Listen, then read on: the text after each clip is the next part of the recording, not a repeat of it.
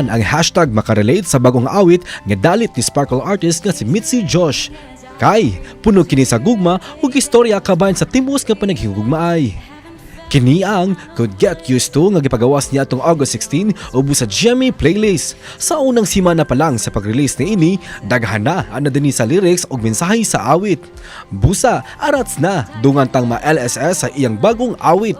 Guys, sana ma-stream nyo po ang aking first ever single. It's called Could Get Used to You out on all music platforms. Maraming salamat po sa lahat ng sumuporta, patuloy na nag-stream ng song. And guys, yan, stream lang natin yan. And of course, guys, you can follow me on all of my social media accounts. Everything's blurry and